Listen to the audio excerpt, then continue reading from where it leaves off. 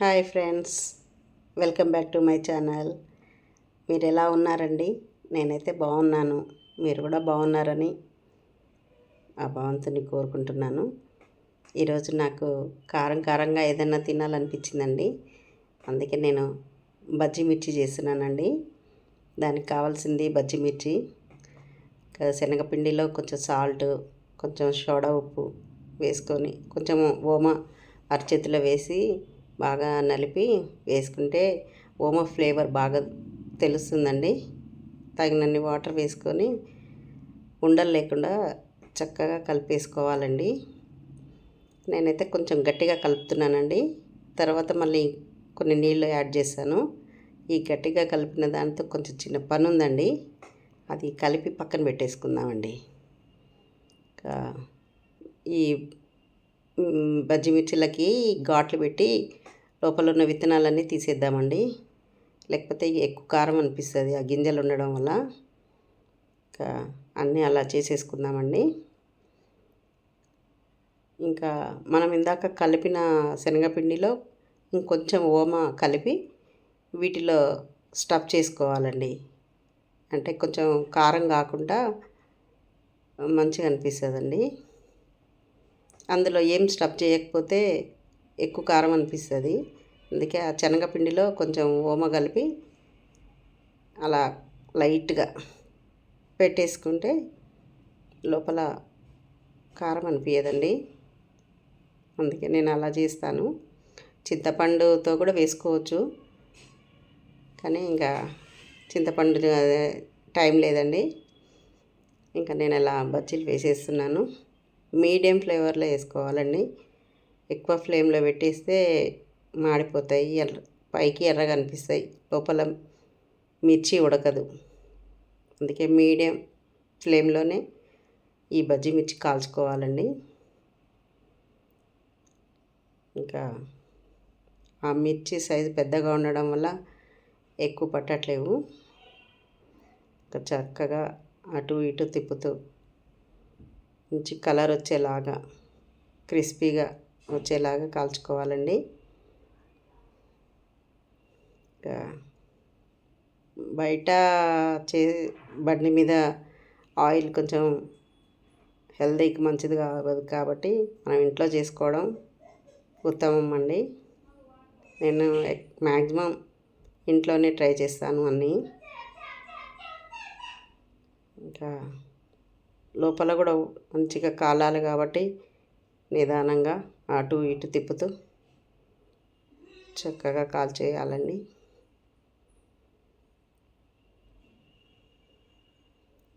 ఇంకా అయినాయండి, తీద్దాము. ఇప్పుడు స్పెషల్ బజ్జీ మిర్చి చేద్దామండి. ఇవేమో నార్మల్ మిర్చి అండి. ఇప్పుడు ఇవి తీసేసినాక స్పెషల్ బజ్జీ మిర్చి చేద్దామండి.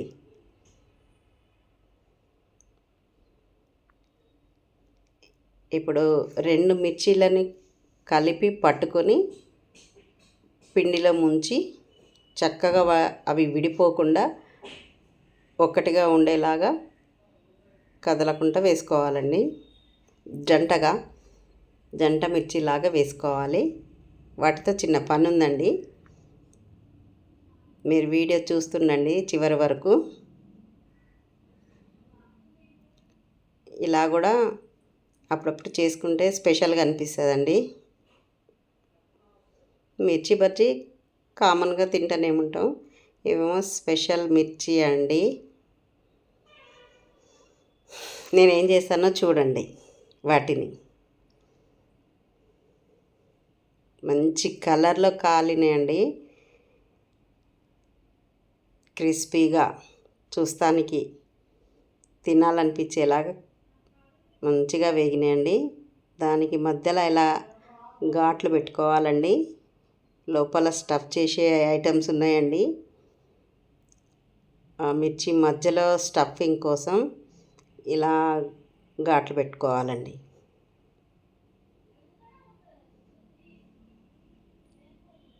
అన్నిటికీ అలా పెట్టుకొని ఏం లేదండి, మనం పెట్టే స్టఫ్ ఏంటంటే సన్నగా తరిగిన ఉల్లిపాయ ముక్కలు, మంచి శనగలు, పల్లీలు, ఉడికించిన మంచి శనగలు, పల్లీలండి.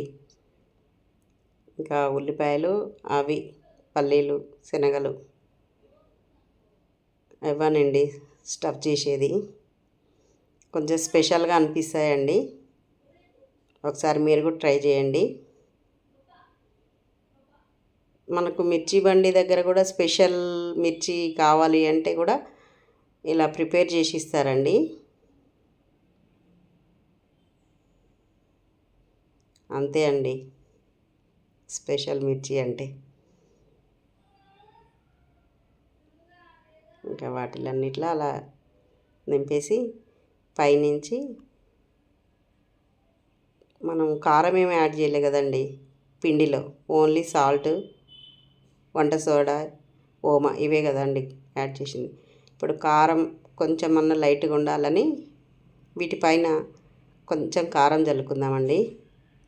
కొంచెం కారం, ఉప్పు, ధనియా పౌడర్, ఇంకా కొంచెం ఫ్లేవర్ మంచిగా అనిపిస్తుందండి. లైట్గానండి ధనియా పౌడర్, లైట్గా సాల్ట్, అంతే అండి అయిపోయింది. మీరు కూడా ఇలా చేసి తిని ఎలా ఉందో నాకు కామెంట్ బాక్స్లో కామెంట్ చేయండి ఫ్రెండ్స్.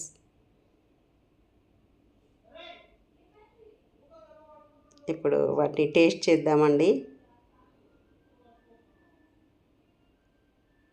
చూద్దామండి ఎలా ఉందో. బాగుంటాయండి. బజ్జి మిర్చి ఎలా చేసినా బాగుంటాయండి.